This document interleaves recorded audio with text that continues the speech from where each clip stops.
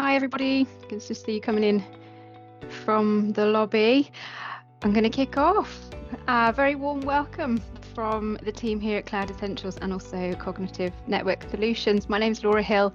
I head up Cloud Essentials in the UK, where we are a specialist Microsoft partner around data compliance, data governance, and really pleased to be running the session today with the team at Solutions, with whom we've built a partnership here in the UK through kind of mutually supporting clients in our niche areas.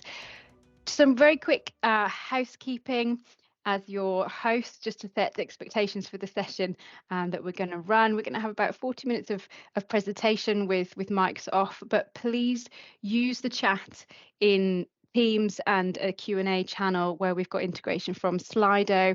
So you'll see a Q&A sort of channel there, and also we'll be prompting for some interaction where, as the slide shows here, you can tick for anonymity if you want to do so. But we will answer questions where we can through the flow of the session if it's relevant to do so, or we'll certainly tackle at the end where we're going to open the floor with the panel. So raise your hand if you wanted to verbally ask a question. If not, put it in the comments. So just to quickly introduce the agenda and the colleagues around me. Narika is joining us to bring a legal and compliance perspective, and she's going to talk through email retention policies. Then we're going to start talking technology, and Johan, who is a senior technical architect, very experienced in Microsoft Purview, which are these features around compliance and governance within Microsoft. He's going to talk about how email retention works in Microsoft 365 and some sort of core principles and feature sets. Then we're going to explore situations where Exchange Online might not be the natural permanent home for some email, and some lessons learned as well around migration of email. And Chris is joining us also for some Q&A, just to bring a bit more of a broader Microsoft perspective around governance as well. But first, I want to introduce also my colleague Ian Stinton from Solutions, who is going to just set the scene a little bit for us now before we get stuck into the content. Over to you, Ian. Thank you very much, Laura. Nice to see some familiar faces in the call, and also some potentially new customers of ours. I was just going to take a couple of minutes to talk about data management in a little bit of detail, and talk about why we've partnered together to increase our value proposition across everyone. So obviously we're experts, and for over 30 odd years now we've been looking at backup and recovery. Most of our current projects are linking on-premise to cloud backups, to cost save, to ransomware attacks. We're seeing a huge increase in ransomware attacks, and one of the things we've got to think of in the recovery of a ransomware attack is only having the most relevant data. I've got a good term about the minimum viable company. So what would we need to restart? And that links in to retention and life cycle. Because obviously in most of our organisations, storage was always viewed as very cheap and low cost. We've moved to M365, it's still very cheap and low cost, but we are seeing Microsoft charge for more and more data storage. So do we have the data on the right type of tier? Are we deleting and removing it so we're not liable? And in the event of a ransomware attack, have we got that working set of data we want to get back? In the UK, we've got more changes on freedom of information coming in April 2024 that will change how we have to search, discover and find. Have we got the right tools to find information? Can we find personal identifying information? Can we find other things? How long do we keep stuff for? Is it like my attic? Every time I move house, I empty my attic and I put it in the brand new attic in the new house, and it gets fuller and fuller and fuller, because I'm very lucky that I'm moving up houses. But as I move down houses, I'm just going to randomly throw stuff away, going, I haven't accessed that for 10 or 15 years, so I don't need it, do I? It could be something really sentimental, it could be something really valuable. We have exactly the same challenge in our business life. One other area that's very hot at the moment is IT service continuity management. So the ability to manage and look after recovery. Do we know how far we're going back to a recovery point? Do we know how far forward we're going to move? We've got multiple workloads and lots of SaaS applications. So why have we partnered with Cloud Essentials? One of the big drivers we were looking for a low-cost archive product, which we'll talk about as we go through. but they've got massive expertise around M365 and the ability to help you in any Microsoft environment, whether it be M365, Azure, or various different tools. So we're all happy to talk and discuss things with you. If you're shy, please reach out to us for a meeting. We'll happily meet with you one-to-one. If you want to discuss anything at all, please put it in the chat. Questions later. Thank you very much. Thanks, Ian. So a quick poll just to kick us off. So you should see come up on the Slido panel now. Quick trivia question. How many emails do you think the average office worker receives per day? If you want to cast your vote. I see they're coming in, hovering around the 100, 150. Yeah, mix of opinion there. So statistics show that 40 emails are sent per day by the average office worker, and 121 business-related emails are received each day by the average worker, which is an awful lot. And obviously, you know, lots of variables at play, but on average, you know, I was shocked at how many that was. But then, you know, I look at my own inbox when I come back from holiday, for example, and yeah, I think that probably is about right. And you know, as Ian says, there's a lot of factors at play, and a lot of change has gone on around email. But email is largely sort of unchanged in how we're using it. You know, we've got a lot of diversity now in methods of communication, collaboration, but email is still a number one method of communication. But a lot has changed around it. You know, Microsoft 365 has introduced very radically different approaches to handling unstructured data, including email. You know, in more of an ecosystem, which will be a thread that we'll talk a lot about today. It's meant the mechanics of retention, destruction, and archiving have changed.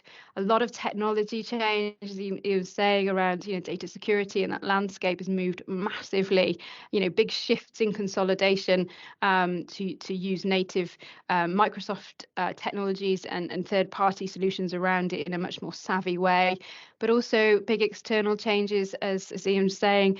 You know, regulatory demands such as data privacy have meant we had to think very differently around how we execute on email retention policies.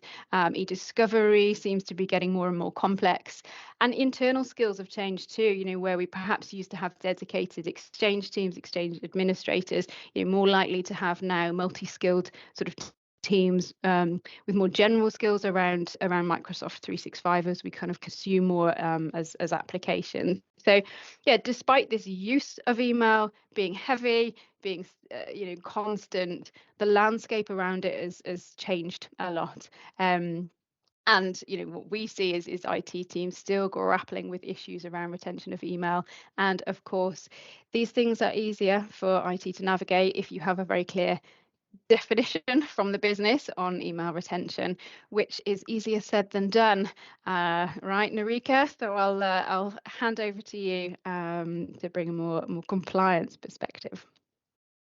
Thanks, Laura, for that. So I'm just going to kick off by highlighting the importance of maintaining our email retention, as I think we all have a common understanding that email retention is the process of retaining our emails as a record within our organizations, and that's also very important for the aspects of information governance. But this is usually based on your policies set by your governing or regulatory bodies, and it often involves deciding how long emails should be kept or archived before being permanently deleted. And most companies retain their emails for around 3 to 7 years, and that's just been a generic blanket approach. But some data within your emails might need to be kept indefinitely. And it's important to understand this, but also understanding the difference between the retention of the data and the requirements around preservation of the data. So just looking at retention, firstly, that is more commonly known as an ongoing process around your data, while the preservation is more of a reactive approach and usually comes into play when litigation is reasonably likely around your emails. So then just just looking at why we need to manage our email and why it is important for our organizations today is just that the significance of email retention cannot be overstated. Like Laura mentioned, the regulatory compliance and internal governance requirements or your litigation risks require organizations to preserve their emails and associated data in a discoverable form. And in addition to your regulatory and legal reasons for keeping your email, business efficiency is another motivation. And if email is easily retrieved or surfaced again through search, this saves time and provides business value to the organization. But despite this increasing prominence of other communication methods such as WhatsApp and Teams, email still plays a central role in modern business. And it's used to share information, discuss decisions, and business documents. And emails are sent and received at an unprecedented level in the modern work world, as we've established through the Slido. They may contain important documentation such as your contracts and proposals and the content behind your projects, but your organization also stores old emails, both sent and received, which contains a lot of personal information, which has become quite a high risk, especially those covered by POPIA for those in South Africa, as well as GDPR for those based in the EU. So your employee data, ranging from your CVs and your contact details to performance reviews, might all be contained in there. And you have probably archived many years worth of such emails. So it is crucial to just make sure you have an email archiving solution that meets those privacy regulations as well. As a result, email retention is an essential part of reducing the business risk associated with information access, privacy controls, and your legal disputes. There's also an element of risk related to this. So where does the risk stem from as part of this? The risk basically focuses on where organizations just fail to implement an email retention strategy. And that's what we see quite often. I just want to give you a real life practical example where JP Morgan, which company was fined recently by the US Security and Exchange Commission, and they were imposed a $4 million fine after having deleted about 47 million emails belonging to the retail banking group, and these emails were mistakenly and permanently deleted. So the email deletion incident were emails dating from 1 Jan to April 23 in 2018, and they were from about 8,700 mailboxes, including those of as many as 7,500 employees who regularly worked with their customers. So it was a lot of customer information in the banking industry. And the emails were business records that the bank was required to keep for 3 years under the SEC rules. So the deletion occurred as a result of the company's failure to properly apply the 3-year retention settings to their emails from as early as 2018. And as a result, the organization has been unable to comply with subpoenas and document requests for communication that had been permanently deleted in at least 12 civil security related regulatory probes.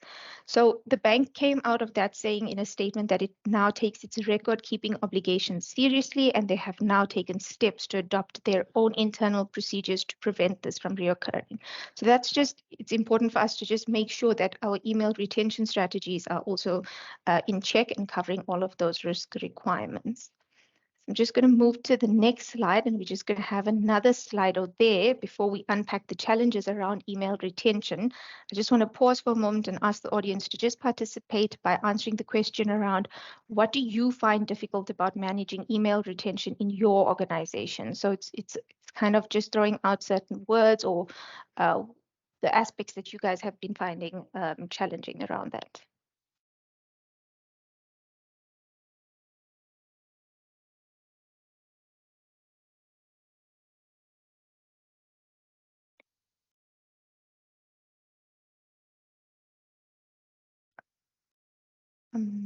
Laura, are you able to see it on your side? Yeah, can you see it? Is it not showing in the side panel? Just want to have a look.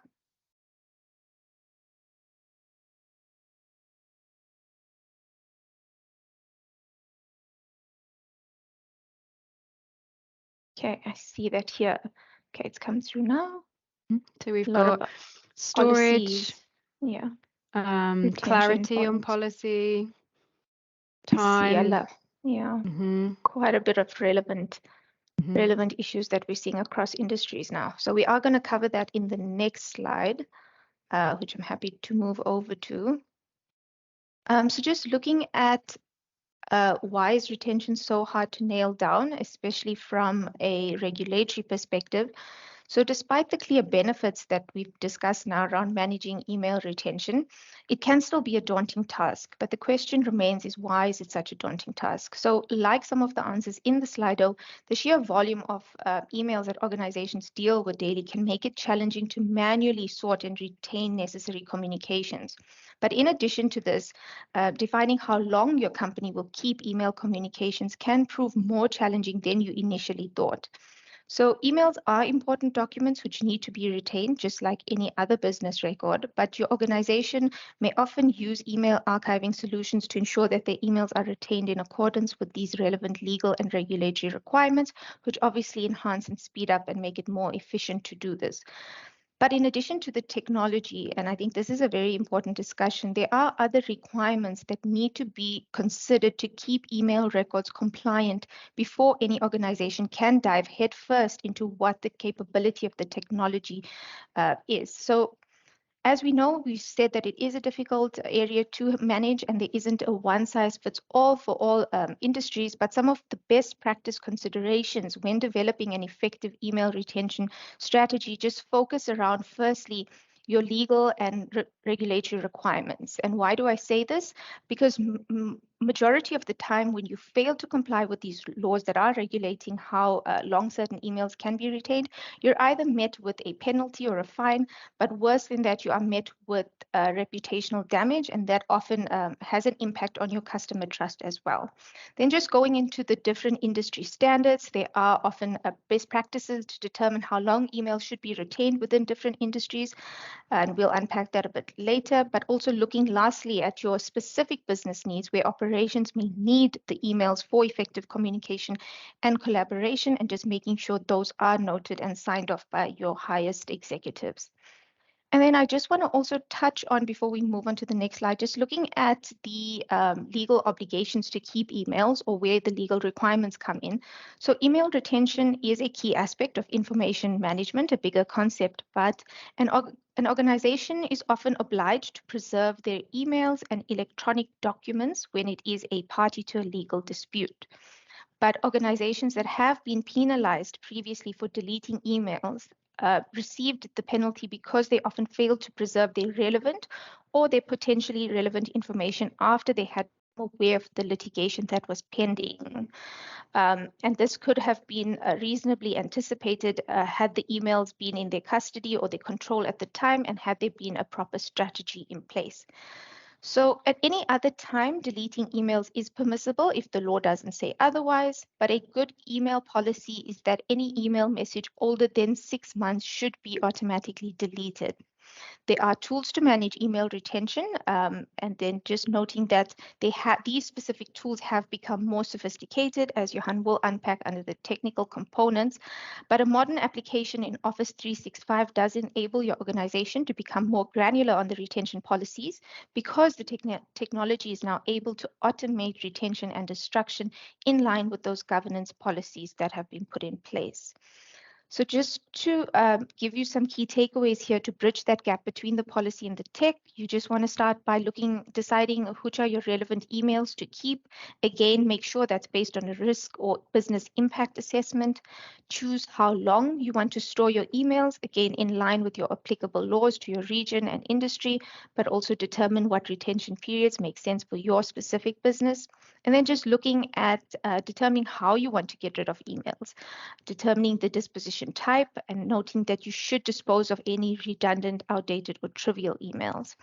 And then just make sure that you consolidate your policies and you limit the number of retention categories around your emails. And then just making sure, again, that you define the way to educate and notify your employees around this policy.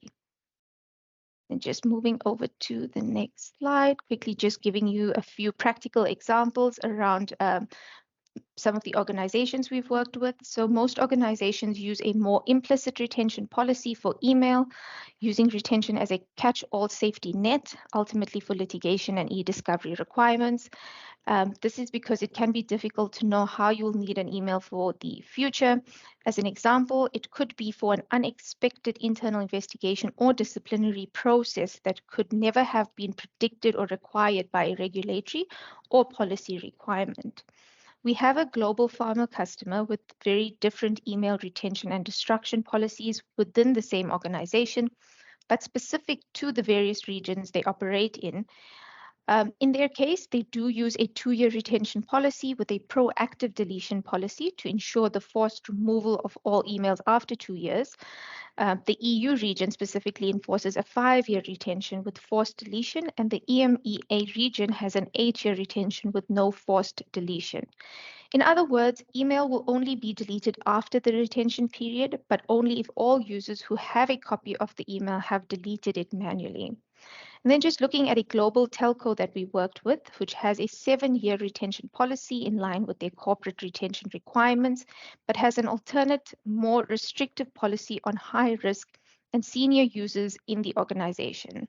This based on past litigation requirements that required evidence beyond the standard time period, and obviously then just posed a high-risk situation for that organization.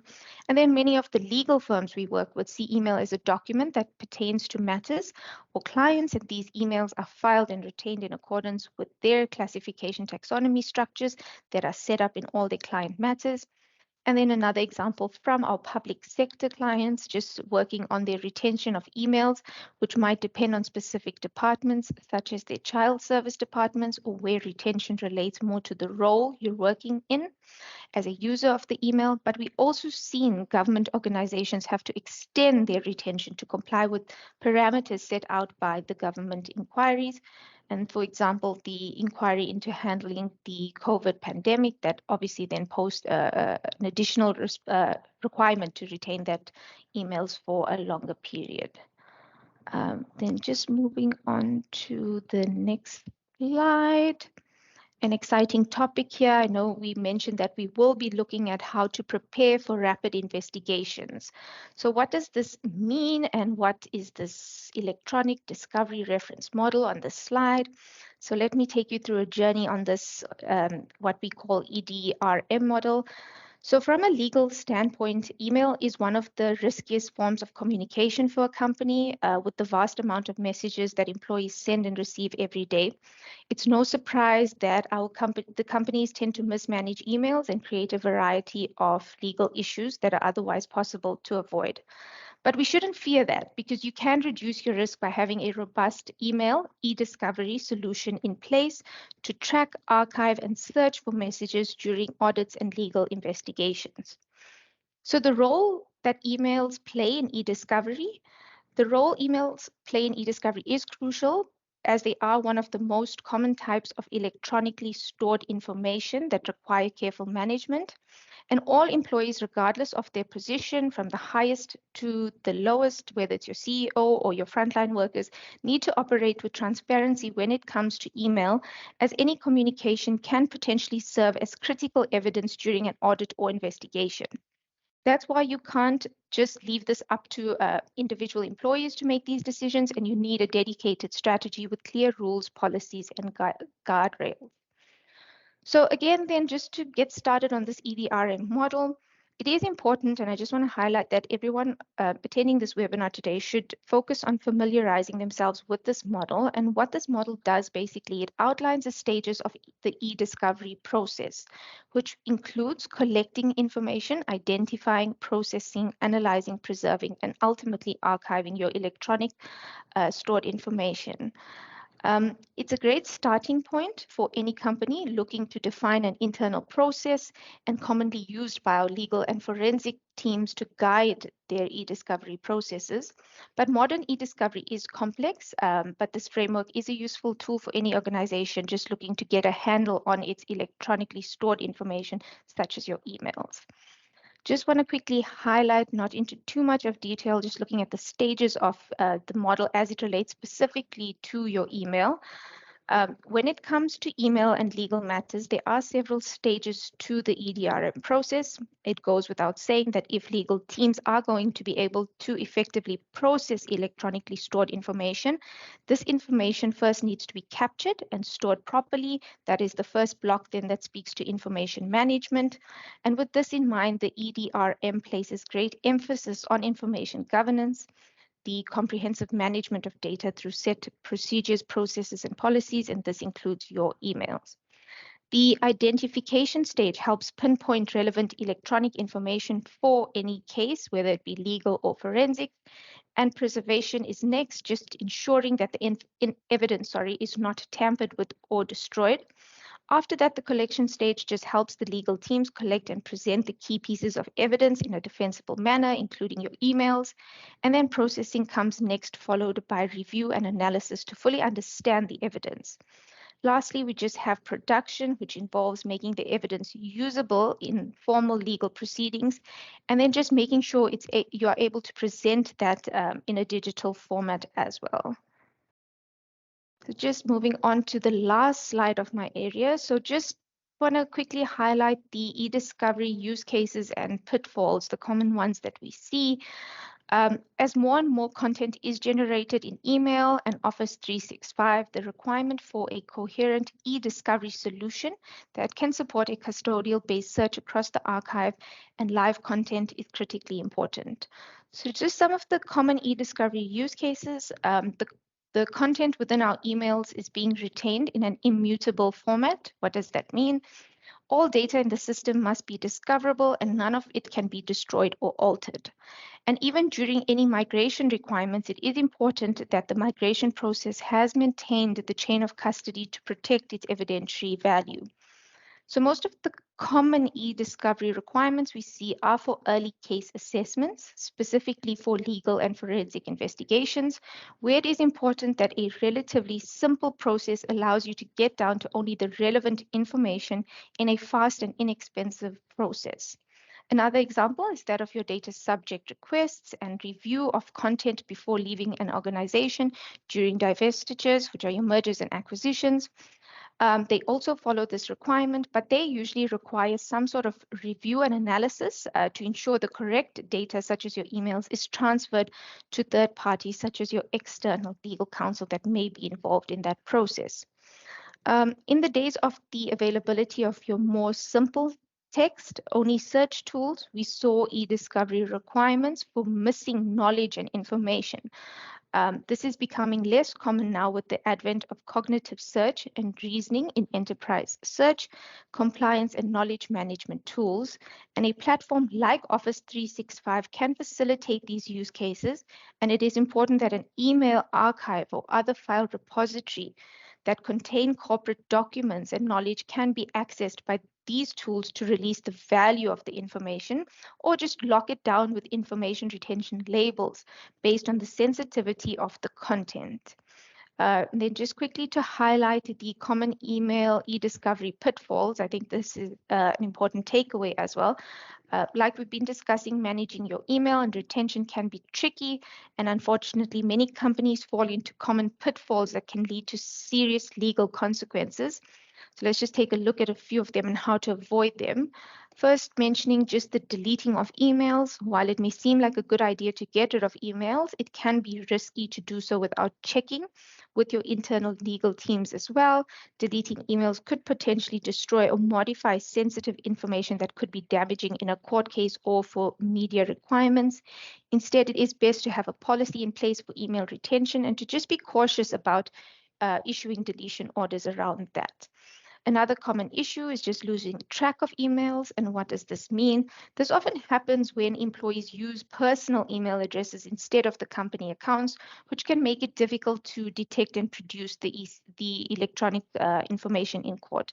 So just to avoid this, make sure you require your employees to just use official accounts and just limiting access to personal email platforms. And then just by having a system in place for collecting, tracking, and managing emails, you can minimize disruptions and mitigate the harmful behavior. So just ensuring that there is proper management of your email so that you can reduces a substantial amount of risk for your enterprise around that. So that's where I'm going to pause, and then I'm just going to hand over to Johan to take us through how email retention works in Microsoft 365.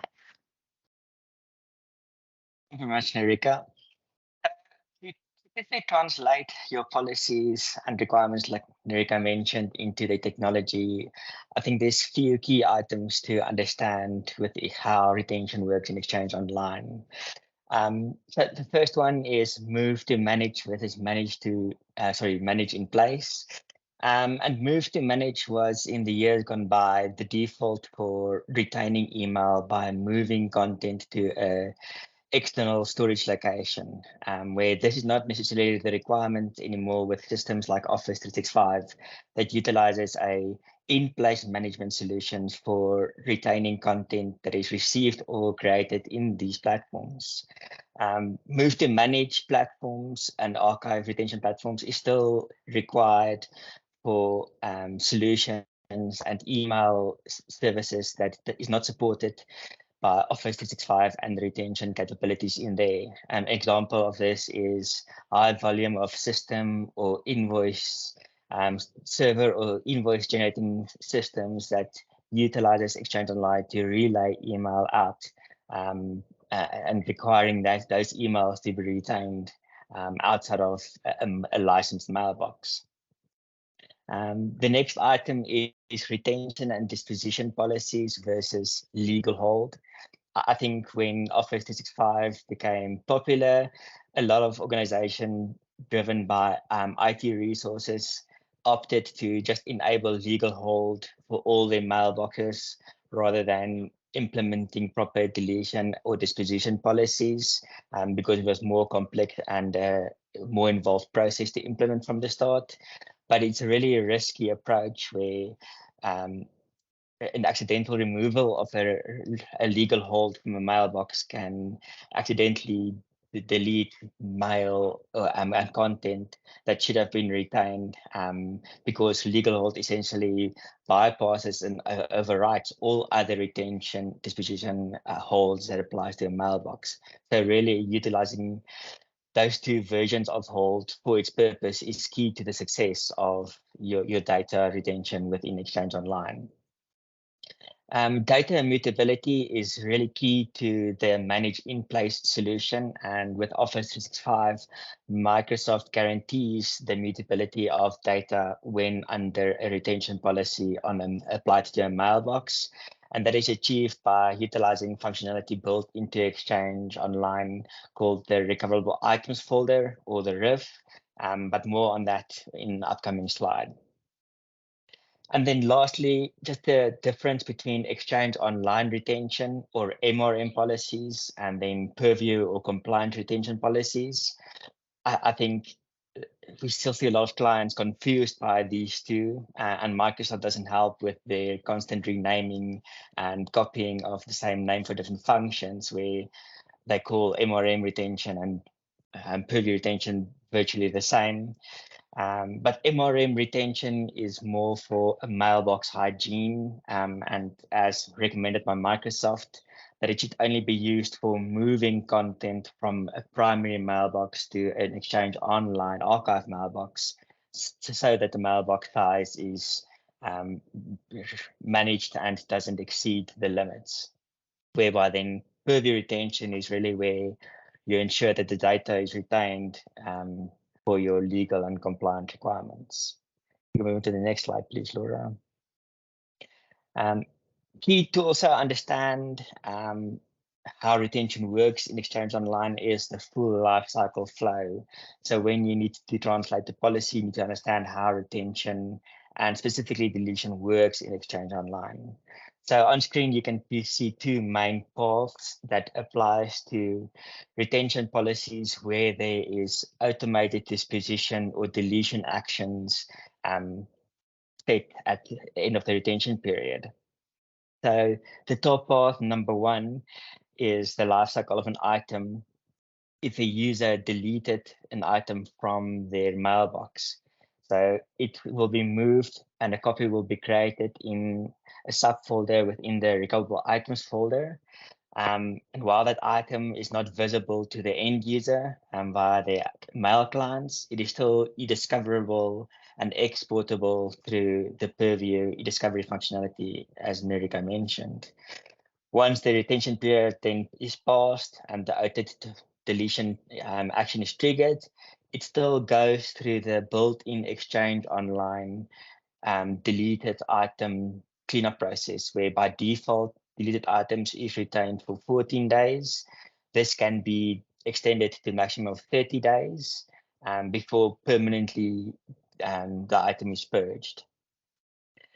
The bottom path is then for items that is not deleted from a user's mailbox, but the retention policy still specifies a delete action at the end of the period, where an item will then automatically be deleted from the user's view and will be in the recoverable items for 14 to 30 days before it's permanently purged. It's key to understand that this action only depicts the flow for retention policies where there's a delete action at the end of the period. If there's no automatic delete action at the end of the deletion period, all emails that is within the user's live mailbox will stay active and valid item in their mailbox, and no changes will happen. Only items in the recoverable items folder will be cleaned automatically.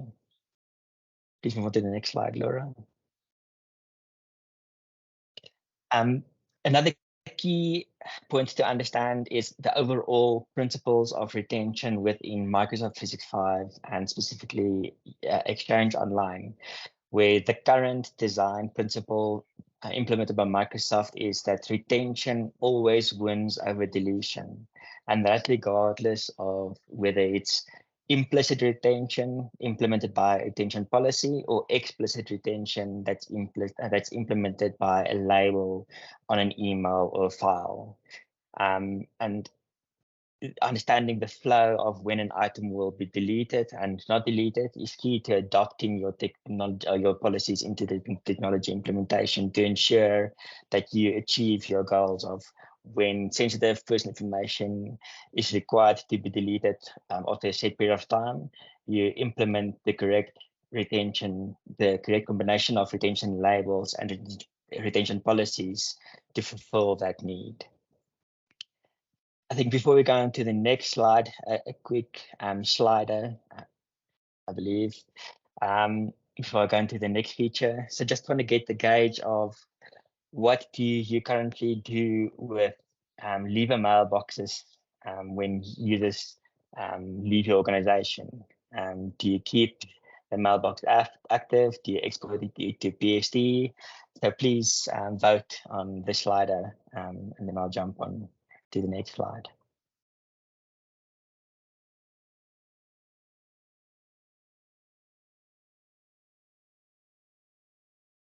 Well, I see a big percentage of people converted to shared mailboxes. I think that's a very common occurrence that you see. And then some sent to an external archive and inactive mailboxes. Yeah, I think that leads us to the next slide. Utilizing retention policies in Exchange Online actually enables organization to utilize inactive mailboxes with that is a solution for retaining mailboxes after a user have left the organization. So if you have a retention policy already applying to a mailbox at the end of term for this employee, and you delete their account or you stop syncing their account from on-premise Active Directory, that mailbox becomes an inactive mailbox, which means the content of that mailbox is still retained based on the period of the retention policy and is still e-discoverable and searchable, even though it's an unlicensed mailbox. It also then enables organization to either restore the mailbox to the same account if the user returns to the organization, or alternatively recover the content of this inactive mailbox to a new mailbox of an employee that's filling this role of the leaver within the organization. So not utilizing external archive is not required if you utilize the retention within Exchange Online. think the next slide is, I think, what everybody wants to know about is the money, the licenses. So Laura, can you move on to the next slide? There we go.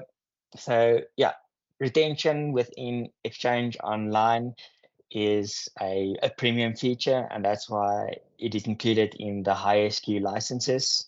The requirement is for a mailbox to have an archive or a retention policy applied to it.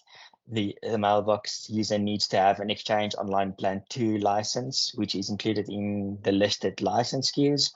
Or alternatively, if they only have an Exchange Online Plan 1 license, they need to have the Exchange Online Archive add-on as additional license. And the same applies to shared mailboxes. If you need to apply retention on shared mailboxes or system mailboxes, they also require the archive add-on with the P1 or P2 license assigned to them.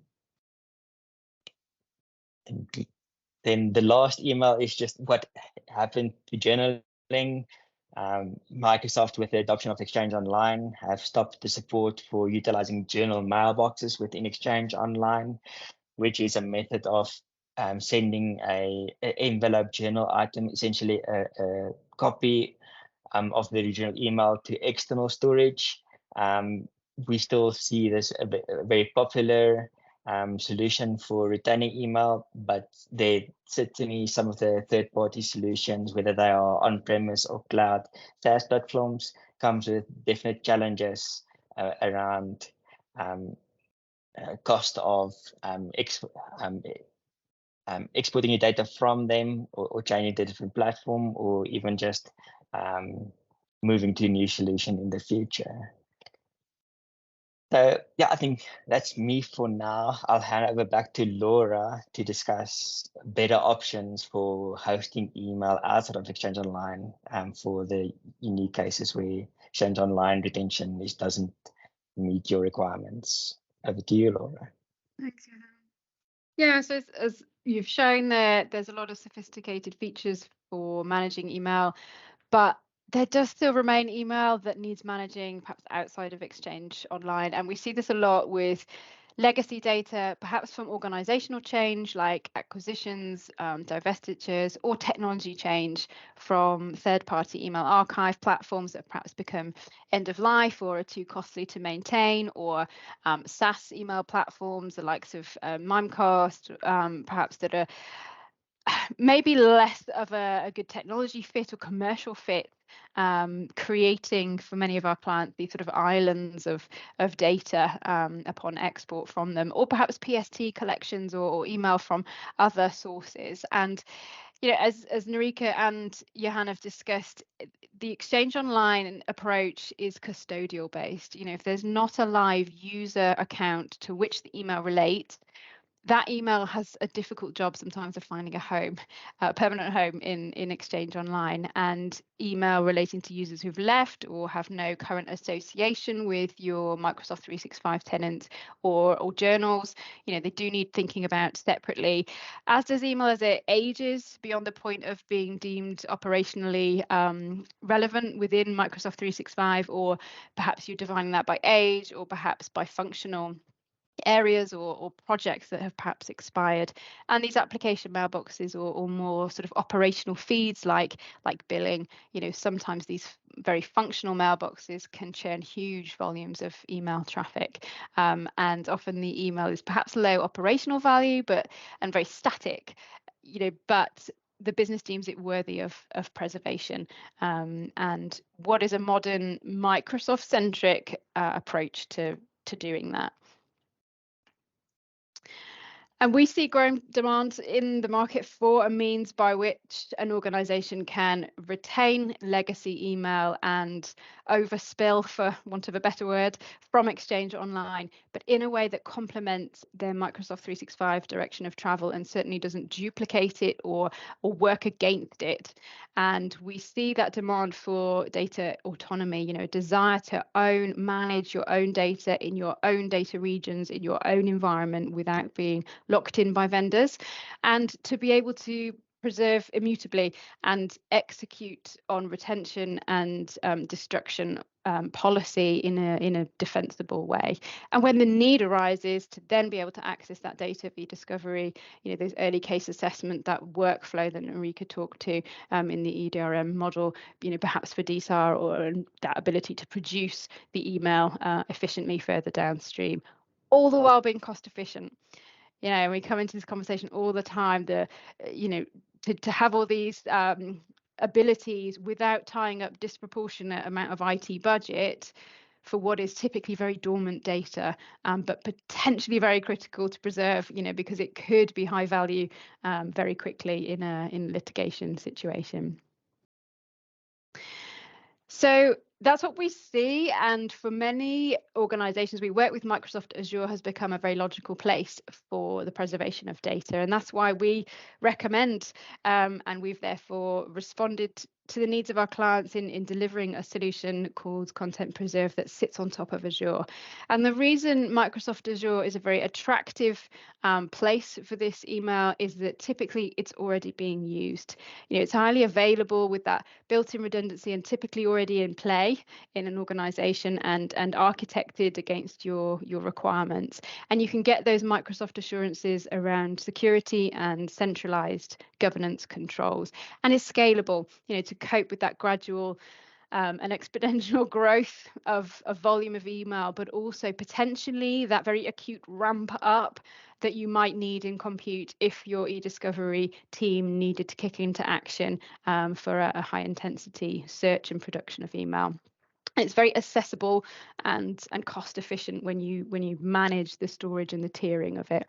And what we deliver with Content Preserve, extends these assurances natively from Microsoft Azure by providing a utility to sit over that email data in Azure Blob and facilitate the administration around it, the searching, the retention management, the reporting, but very importantly, not locking you in, leaving the email in those native file formats and accessible so that you can future-proof against change, and with an open architecture that makes that data accessible to perhaps to Microsoft Purview, to other applications. Many of our clients are really maturing how they're using Microsoft Purview, the compliance and governance features, having perhaps trailblazed them in Microsoft 365 and now extending them to other data sources, and also, as Narika mentioned, looking to using AI to radically change the kind of search experience and the value of output that you can get from search. And yeah, certainly if you look at where Microsoft is heading, it's all about linking together data sources, so that you can have a single pane of glass view and search experience no matter where the data physically resides. And that's why we're supporting organizations with this approach. So if the benefits sort of resonate there, we'd certainly love to tell you more about it. And if you're considering consolidation of legacy email into Microsoft 365 or into Azure as you're looking ahead to the future of how you're going to preserve email, chances are that might involve an email migration project. And Johanna's team have been migrating email for decades. So Johanna, do you want to just leave us with some parting food for thought on scoping a migration project before we open to Q&A? Yeah, thank you, Laura. I think key is starting off with the source environment, understanding the connectivity options you have to Office 365 or third-party alternative storage locations, and also the health of your environment. Is it still on a support agreement? Is it healthy? And can we get the content from the source environment? But I think the most challenging around the source environment is very often it involves vendor cost or vendor involvement, and even lock-in where it's going to cost you as an organization additional money to get your data out of these third-party archive solutions. And understanding the cost with relation to the value of the data is key to planning and kickstarting your migration journey. Then also having a clear data validation strategy, ensuring the journaling or archiving format requirements from the target can be provided from the source solution. So utilizing a third-party migration platform might be required to translate the content from the source to the target location, and also reporting of the data migration journey, or what we like to call the chain of custody, ensuring that you can have an audit and a report of all your emails from the original source location through the migration method or engine, and validation of the ingestion of that data into your new storage and email retention system. Then obviously scoping the destination, making sure it meets the requirements, very importantly the size. Very often we see organization not necessarily migrating all their legacy archive content, but more so only what is required based on their retention requirements, and slowly letting the legacy content be deleted on the original source location. And then also key to the successful migration journey is then definitely the user experience, understanding the differences between the legacy and current archive system or solution, and what will the experience be within the new solution. We see common hurdles faced by end users is they access their archive, or they're used to accessing via an add-in or via web portal, and understanding how they need to utilize Outlook and the modern search experience now to look for content in their archive mailbox, rather than having to look for their archives and do searches in a separate portal. And also just how they access the archive using shortcuts or stubs, which are essentially hyperlinks to an item in the archive, whereas extended online, it's rather a full item that they need to find with intelligent searching and utilizing modern search methods. And then e-discovery, what is your requirements for e-discovery and investigations? Do you need the archive only for e-discovery and litigation, or do you need your users to have access to live archive data? So yeah, building the holistic migration journey and getting all the planning done ahead of time will make this a lot seamless process for completing your archive migrations. Thanks, Laura. Thanks, Back Johan. to you. Thank you. Yeah, so just to kind of bring some closing thoughts, we asked the panel for some key kind of takeaways. You know, if anything you take away from this session, take this. We recommend you get familiar with Microsoft 365 features for retention and e-discovery. They've changed a lot. They're very sophisticated. Get to grips with them and play out those common scenarios that you think might be relevant to you. And secondly, take a long-term view when planning consolidation into Microsoft 365 and that move away from alternatives. In our experience, the return on investment will likely be very strong for bringing content into your Microsoft environment, but it might take more than one budgetary cycle to yield that ROI in cold, hard financial terms. And some don'ts: bury your head in the sand on how you're going to execute retention policy. You know, the technology to do so is very powerful. It's likely that those barriers are in the know-how in terms of how to use it, or more the people, the process, the policy and the decisions, as Narika talked to, that flow down into the controls. And don't underestimate that growing overhead of email in volume and complexity, especially if it is spread across multiple places.